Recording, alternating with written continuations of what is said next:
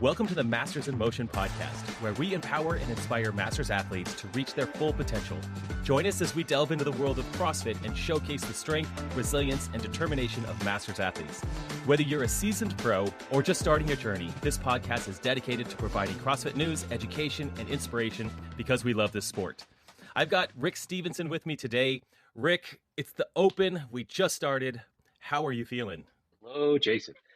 Feeling pretty good. This is a fun time of the year, and we knew we were going to be excited when 23.1 rolled around. I totally agree. I look forward to our podcast through this CrossFit Open season because there's so much to talk about. There's so much good stuff, slightly controversial stuff. We could extend this to 3 to 4 hours. In fact, you and I just talked for a half an hour, just chit-chatting about all this stuff. Gosh, we should just press record. So that's what we're doing. And to kick this off, guys, we have some news and updates that we picked up this week. Rick, what do you have for some news and updates before we jump into, obviously, the CrossFit Open 23.1 announcement and workout and all that? What are some news and updates? Absolutely. If you are a fan of just watching Dave Castro's little weekly YouTube clips, does them probably every week, like a week in review, just hits record and talks about what he's been up to. He had a little note a couple of weeks back that something he thought that he would be rolling out for all of us, for the community, not necessarily for individual athletes. But he brings a lot of groups, SWAT teams and such to the ranch for training that he'll roll through. But what he said, what was interesting, is he'd really like to open up the ranch at some point for the community, not for the individual elites, to come back and do, over the course of a weekend, a replay of the original CrossFit games. Do the chipper, do a version of a trail run, and the CrossFit total. Just a way for everybody to come together. Not any other type of competition other than just to have some fun, some community, and everybody get together. And for a lot of people, myself included, never been out to the ranch. It's always been one of those kind of curious what it looks like. And I know when they hosted the coronavirus games in 2020 there, you probably saw a lot more on that broadcast than we had ever seen what the grounds looked like. But he said if he can pull it off, he'll make another announcement, and it's just nice. It would be something for all of us and not for the elite individuals. So probably a first come, first served sign up, I would bet. That would be a nice bucket list activity to especially for someone like you, for like me. We've competed at the games at the mature level of the games. The games have been around for well over a decade, and it's all refined. To go back to the place where it was rough and dirty, just and grungy and messy, to do some of those workouts there in the dust, in that foundational place, yeah, I think that would be really cool. And being the RV guy, I'm just thinking in my mind, like, yeah, let's just go out there. We'll park the RV on the land out there because he's got so much land, and maybe there's some boondocking. I don't know. It could be really cool. Be a fun experience. You're right. Absolutely bucket list. Really cool. Bucket list kind of idea. But we have an eye out. We have other things on our plate right now, don't we? We do. Keep an eye out on that. One of the things that we did pick up on, and probably a lot of our listeners know, but there's a few big names that are out of the elite field for the 2023 season as well. Besides Tia Toomey, obviously with pregnancy, who else do we have, Rick? What was revealed this week was interesting, was Travis Mayer on the men's side. I think he's been there, now I should have my numbers in front of me, but he has quite a long streak of games appearances. But he said he hurt his wrist or hurt his arm at the end of Wadapalooza, and a lot of treatment, a lot of rest. It just wasn't getting better. And I'm sure it wasn't his decision entirely to pull out and rest this entire season. So he's one of those personalities that's always fun to watch and cheer for, and to not have him in any part of the game season will be a little different this year. Travis is definitely one of those guys where you look out there or you watch him on TV, he just looks like an everyday guy. I think he has 4 kids. Yeah. I don't know. He's got a few kids at least, but he's not a guy that pops his shirt off. He doesn't look huge, but he can snatch like 300 pounds. But he just looks like this everyday, normal looking guy who happens to keep up with the best in the world. So yeah, I'm a big fan of Travis. That's a bummer. And that is definitely one of those risks that I know that I take in the off season, quote unquote. We do the Legends Championship, which is in December. Wadapalooza, I do, which is in January. And those are 2 back-to-back, high intensity, huge effort experiences. And you whenever you're doing that, you're putting yourself at risk. And it's just a month. A month before. Wadapalooza is just a month before the Open. So yeah, I always get through those, or at least the past couple of years. I've been there 3 times. Just, okay, all right, I'm feeling good. Okay, thank goodness. Yeah, I saw that Haley Adams made the announcement that she is out for the season as Her well. choice, yep. I was able to train with her a bit at Mayhem when I was there in the fall. And she's just the sweetest thing. She's fairly quiet. She's a hard worker, probably the hardest worker I've seen there. She just comes in, gets the work done. And I, I didn't see this coming. There were no hints to anything like this. But at the same time, given what she shared on social media, that she's felt a lot of pressure and had some experience with an eating disorder, and there's just a lot of different things pulling at her. She's going to take the time off this year. Even the day of the Open, I saw her post either to her story, maybe it was to her feed, but she just said, it feels so good to wake up this morning and just be on this side of that announcement. I think she feels a breath of fresh air not having that pressure. And I absolutely hope, and I think we'll see her back, but good for her for just being smart about her own mental health and well-being for the long term. Another name, probably not as known, but Lucy Campbell also announced she wasn't going to be participating in the season this year, again, due to a wrist injury. She had a pretty nice break rookie year last year at the games. She took away a couple of wins, including the swimming event. And again, injuries are part of the sport. It's going to take some time to heal, but amount on the women's side of these younger and up-and-coming athletes to have one pull out because of injury, it's a shame to see. But no Lucy Campbell this year. And you mentioned Cara Sanders. I'm not sure. Did you know why she just is taking time off this year? Just will not be participating this season. So that's right. I remember that. Yep. That's why I didn't know, because that's all she said. Those are some interesting updates and news that we've got coming just a couple of days prior to the Open. We learned some of these things. Now, as we get into the CrossFit Open announcement, 23.1 announced noon Pacific time on Thursday, and I had a feeling that it was going to be a repeat. Dave Castro threw out there his classic hint, and it was an arrow to the left, a red arrow to the left. Okay. How did you interpret there was that? Ideas that I interpreted it. I just went all deep with it. I thought maybe it's a throwback. It felt like we're going back in time because it was backwards. And I was like, all right, we're going back. That means it's a repeat. And I just thought we're at 23.1. That means we'll probably be doing 13.2. That would just make sense. It's 10 years. It's a throwback. Like, we could just do that with the numbers, and that could be really cute. At the same time, there's absolutely no logic on why we would start with that workout. So I held it loosely. And when they announced that it was a repeat, I was like, of course it's a repeat. I knew it. I'm so smart, as if I actually know anything. But it was a repeat, and that was great. And then they announced 14.4 and my jaw dropped. I couldn't believe it was that workout. It was, for me, 14.4 was the first CrossFit Open that I did, and I was 4 or 5 months into CrossFit. And I just remember that being the test of tests that year. I think they're all really hard that year. Right. They always are. But the fourth one had ring muscle ups, and I could not do a ring muscle up yet. I wasn't even close to ring muscle ups that year. So I was very proud of myself that year when I did get myself all the way to the rings before the time cap. But with just a couple of seconds, I just looked at the rings and just stood there. There was no chance I was even going to try to hang from the rings or make an effort. But I just remember it so distinctly, and it was really fun for me to go 10 years back to my very first CrossFit Open and open with that this year. Okay, that's really cool to be doing something that old and see how far I've come over the years. What was your initial reaction? Unlike you, I've absolutely given up with Castro's clues. I think I was asked by a couple of people this week when they came out. I'm done guessing. I cannot never figure them out. So we'll see what he does. Obviously, he's working with Adrian Bosman to have some fun with us throughout the week. But I was excited to see that come out. I had done that also back in 2014.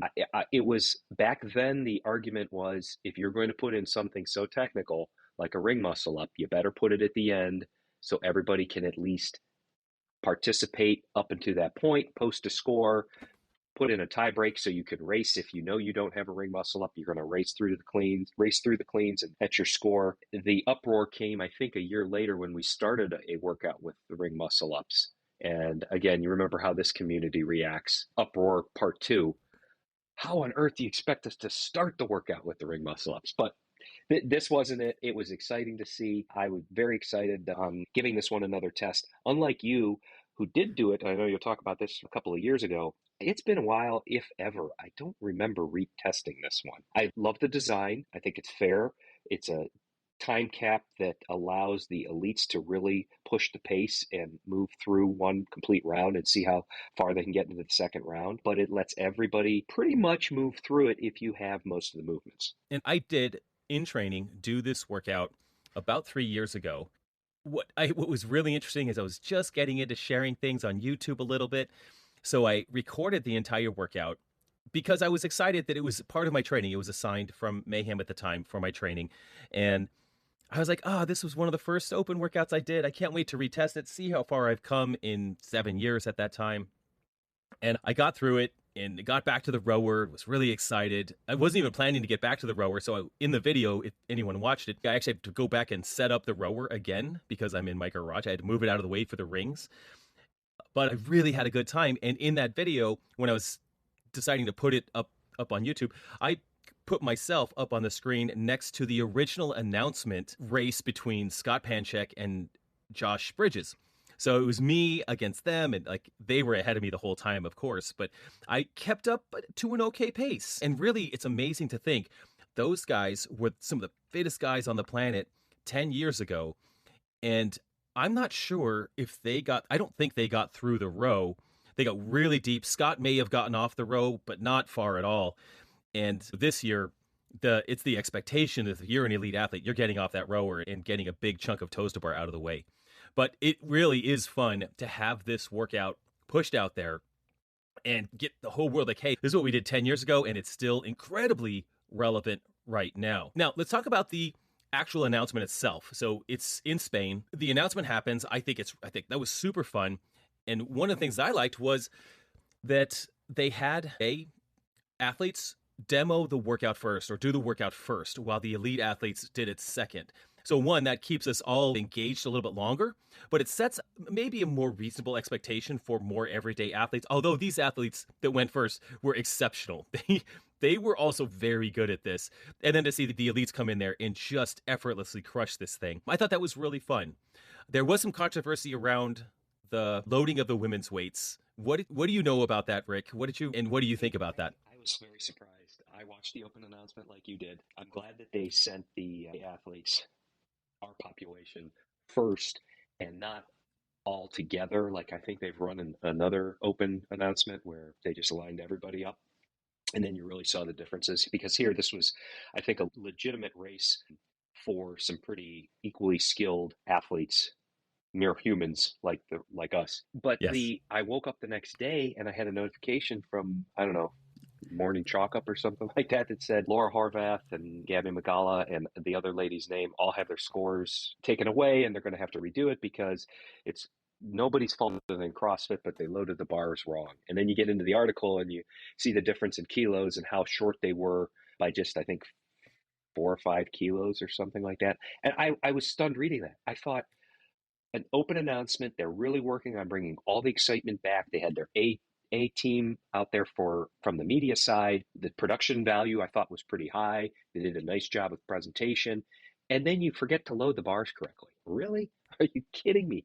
But Brutal. everybody makes mistakes, so I don't want to cast too many stones. But you just had to double check.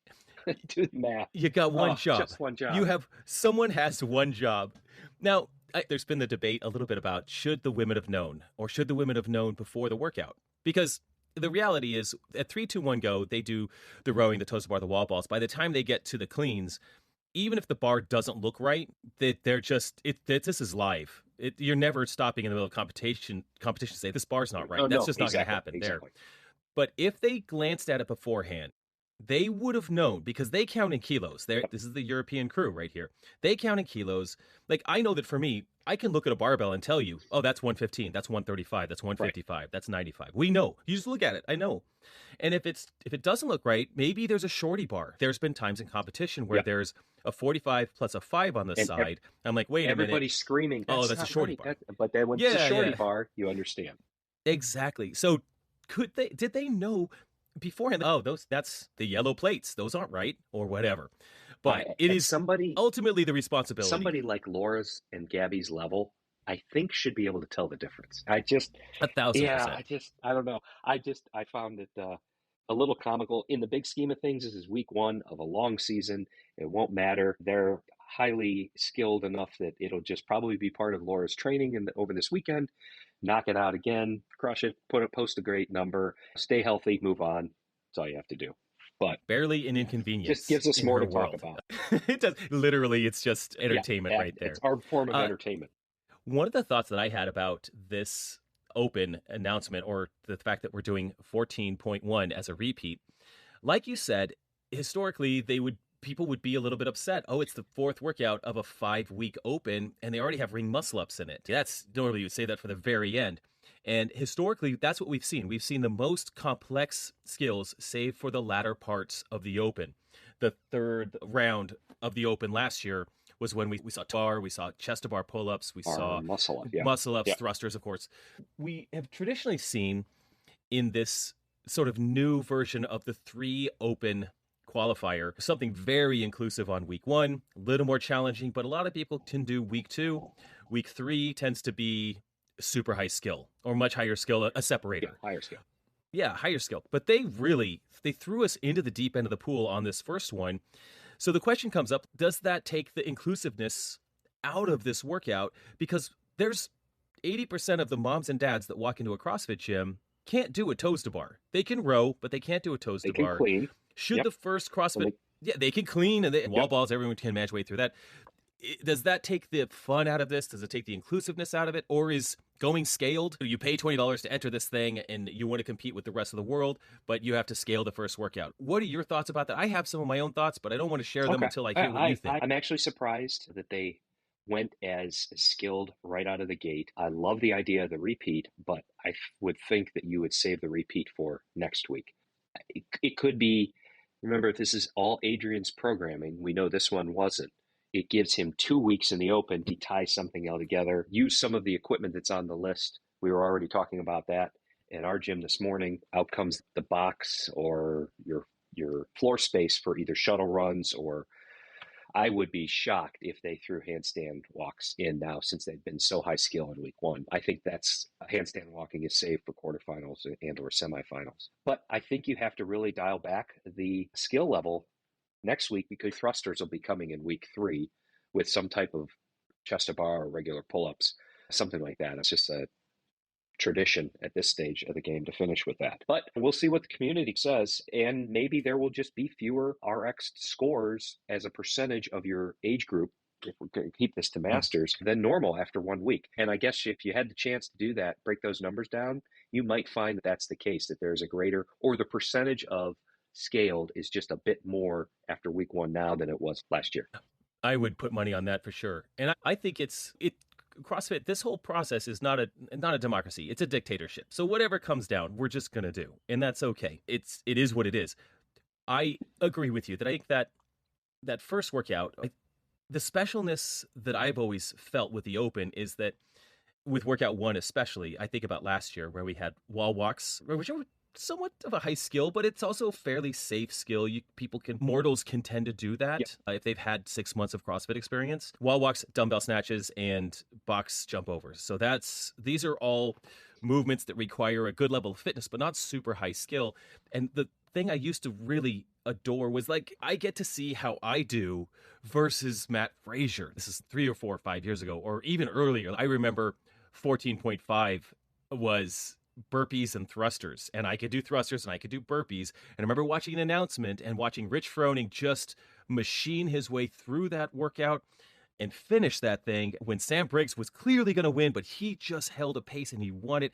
And then I go to the gym and I'm like, I am just going to machine this like Rich Froning, and I take 3 times longer. But it was really nice to see. It took me 15 minutes that year, and I'm pretty sure they were 6, 7, 8 minute mark. I don't remember where they were at, but that was below 10 minutes. That was classic. That was the All Champs workout, I think, at that time, wasn't it? Yep. All Champs workout. That was just one of the funnest announcements, and I was brand new to CrossFit. But every year with that, I really enjoyed that idea that I could do something and see how I did in the same exact workout as the best in the world. Because at that time, and even now, I can't do what Justin Medeiros can do. I can't move as fast as Rich Froning. I watched his 21.3 yesterday on YouTube. Wow, he is still a goat. He's so good at this. I can do these skills, so I can't compare myself now. But 5, 6, 7 years ago, I really enjoyed being able to see how I stacked up with the best in the world. And it always was just amazing. You'd watch Vellner and Fikowski. I think they did the dumbbell snatch burpee box jump over workout. Yep. I just remember specifically watching them do that, thinking, why are they going so slow? This shouldn't be that hard. Until you try it yourself.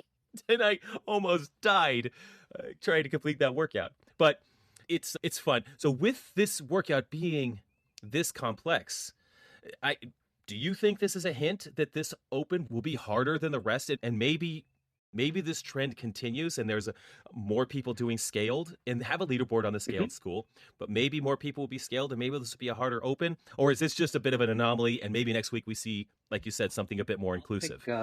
B, your second, the anomaly side. I was at our gym yesterday, which was Friday, and poked my head into the other side to watch a number of people try 23.1, and just the energy and the excitement that you get from cheering on your friends. It doesn't matter really what the skills are. Again, the cream will rise to, so depending on what comes out of the hopper next, we'll attack it. But having that camaraderie, even if you don't have every skill, you're still going to give it your best effort. And that's these 3 weeks. And that's what makes this part of the season more, I'd say, more enjoyable than higher stress. We just need to get through healthy. Yeah. Fair enough. So I'll say, so get through healthy. Yeah. Okay. Anomaly. Okay. I'll take the other side of the coin and we'll just play with that. I think that next week is going to be more complex. I think next week we'll see either wall facing handstand push-ups or handstand walking over that length. Yeah. He's convinced. Yeah, and again, maybe we're way off, but just for fun, I have no skin in the game. I don't care. Whatever they say, we're just going to do. But I'll say it's going to be harder. Let's do it. One other question for you, as someone who's approaching the 55-plus age group yourself. So the 55-plus scaling, now this wasn't the scaled, but for the 55-plus RX division, there was a lighter wall ball for lighter barbells for both men and women. And the men threw a 20-pound ball, which is standard, to a 9-foot versus a 10-foot target. So in 3 years, when you get in that age group, what do you predict? Is that okay? Does that age group want to be tested? Maybe this is more like a 60-plus adjustment. Do the 55-year-olds want exactly what the 50-year-olds are doing? What do you think about that? I mean, be curious to ask. I'm going to have to ask some guys out there what they think about it. But what do you think? We both know a number of men and women in the 55 up category, and I was a little, the ones that we know are absolute beasts. So for them to get that type of a discount, it just makes the intensity, I think, that much more in a workout. They might have a 1 foot less target or a 20-pound discount on the bar. That means they're just, in their mind, probably going to go a little harder and try and get deeper into that second round as they can. The Open, since this is all Masters focus, it's real interesting.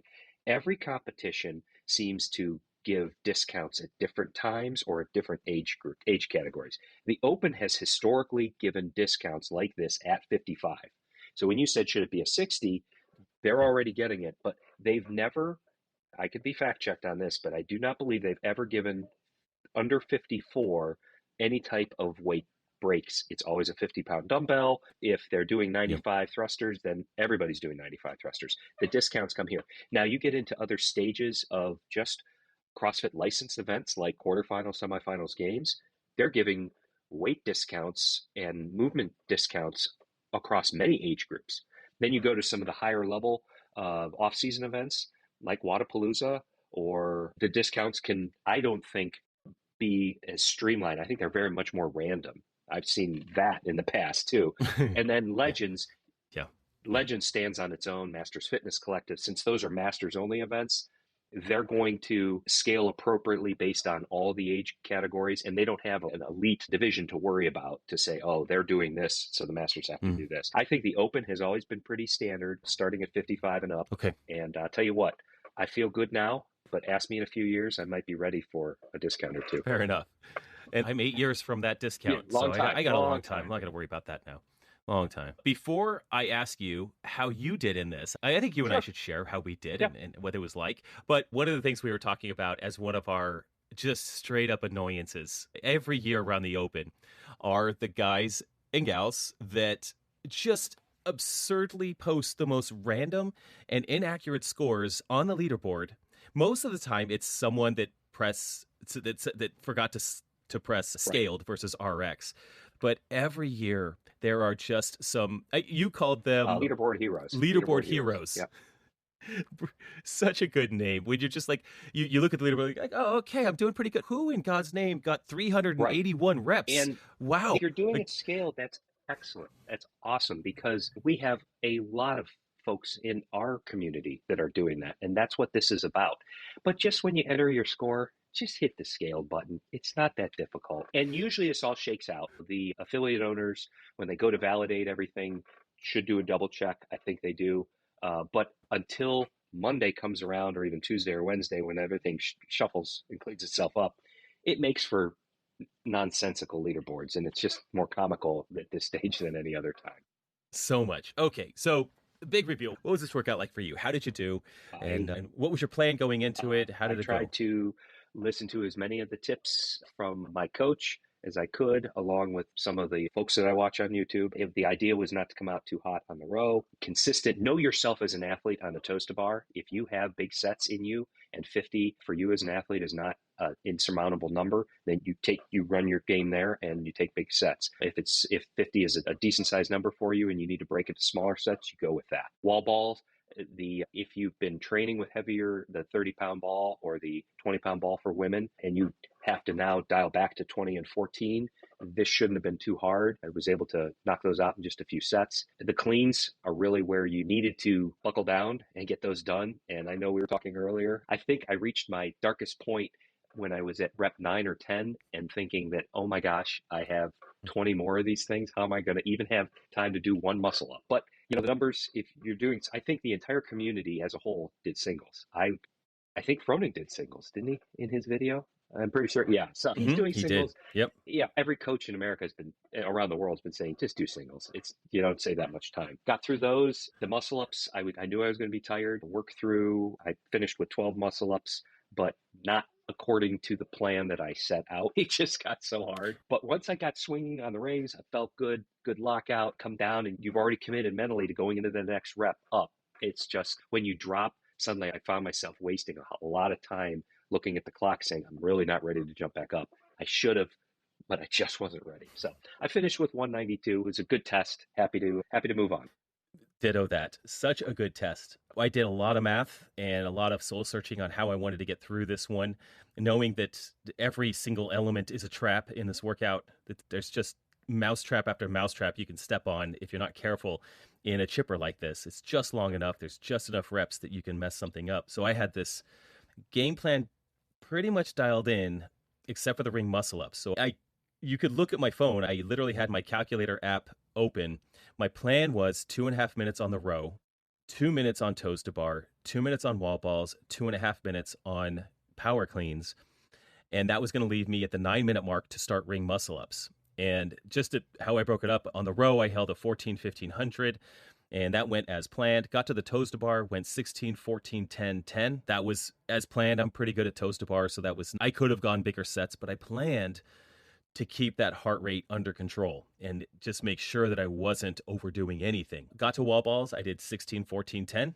Really no big deal. Wall balls felt great. I trained with the 30-pound a lot, like you mentioned. So going to the 20 just felt amazing. In the RV here, I only have a 30-pound wall ball, and it's just disgusting. But it makes 20 pounds so much better. Then I got to the power cleans, and I just watched the clock the whole time I was on power cleans to try to make sure that I stayed under the 9-minute mark, and was so excited to finish power cleans at 8:53, I believe, that I had two plans for the ring muscle ups that I thought I would just call an audible on the spot. I was either going to go 6-5-4-3-2 to get to 20, or 4-4-4-4-4. Either one of those were going to be a great strategy for me. And this is a packed out gym here in Baton Rouge. I was like, I feel really good. I've got lots of adrenaline. I'm going to just go ahead and do a set of 6. And I did 6, and they felt pretty good. But it was a mistake. For me, that was a mistake. I stepped on a mousetrap, and I got caught. Because when I went for my set of 5, I only did 4 because I was tired, very tired. And I ended up doing from there 3, 2, 2, 1, 2, something like that. But took a lot of time. Like you said, glancing at the clock thinking, oh my God, I'm taking so much time, but I'm dying. I'm so tired. And I'm not sacrificing a missed muscle up, a no rep. What I should have done is just a steady set of 5 sets of 4, paced out every 30 to 40 seconds. I think I could have done that. And if I were to repeat it, which I will never repeat this workout unless someone tells me to. Unless something puts a gun to my head, I would have just done 4s. It'd be so smart. And then I got back to the rower and I rode a 16 to 1800 for that last minute. And that is the most awful thing. It's the worst. And my judge was great. He's a trainer. He trains a lot. His name's L, if some of you know him that are listening. He's out of Go CrossFit in Baton Rouge, and he's just a great guy. And he was just in my ear on the row. He's, Chase, just hold this. You got this. Just hold it. And I was dying. It was one of those where you just fall off the rower and lay on the ground in agony for at least a minute.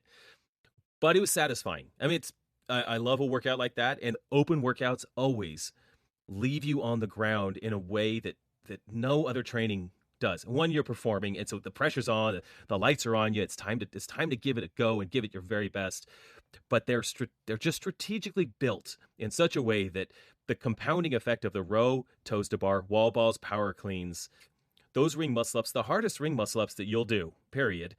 And then if you get through that, you just get to finish on a rower or get through the row and go to toes to bar. It's just this cumulative effect of absolute exhaustion. I woke up this morning. Nowhere to hide. That's such a great way. Nowhere to hide.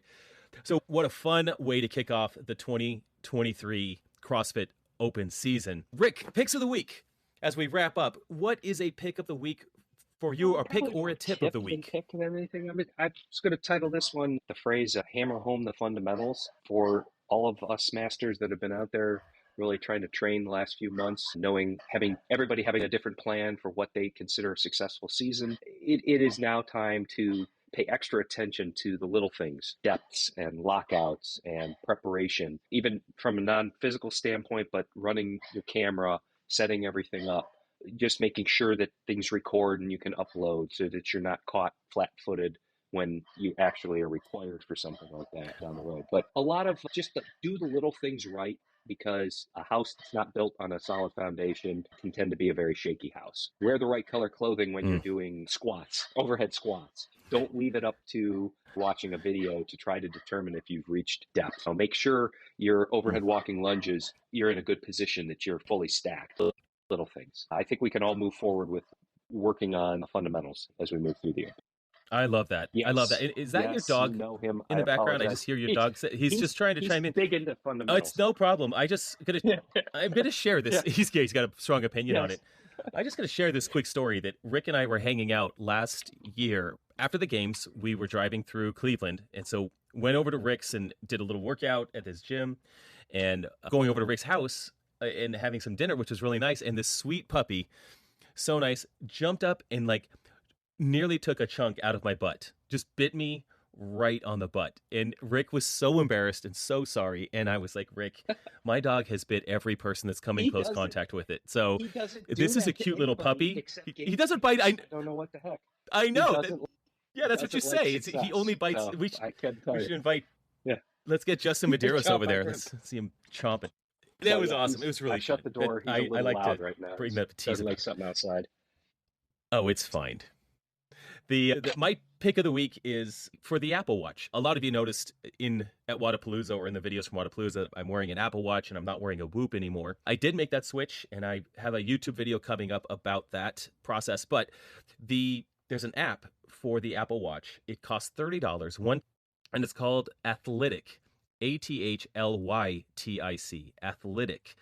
And it is very much all of the technology in the Whoop, all of those tracking metrics that you're used to seeing, your calories, your HRV, your recovery, your exertion, how your strain level, all of that, although it's got some verbiage for that, but it's all there. And one of the things that kept me attached to the Whoop for so long, and I like the Whoop. I just wanted to consolidate wearing a watch, and that's it, not a watch and another tracking device. So just having a watch is really nice. One thing on my wrist is great. But I really liked all the data that the Whoop provided for me. Questioning whether it was, I'm not sure if these apps are 100% accurate, but I think they're in the ballpark. And Athlytic is definitely in there. It's a really nice app. I like it. I hated spending $30 on something knowing that I just stopped a $30 subscription, but this is one time, one fee, and I've really enjoyed this app. I check it every day. How was my recovery? How was my sleep? I'm still in the habit of doing all those things and really trying to get quality recoveries. with that note, I did wake up yesterday deep in the red. I'm like, I'm doing the CrossFit Open and I'm in the red. This is just standard. It's just me being nervous about competition. I generally will wake up in the red on the first or second day of a competition because I'm just nervous. Yeah. So, that was par for the course. That was actually, it was nice. It was actually pretty consistent. You were ready to go. With the whooping.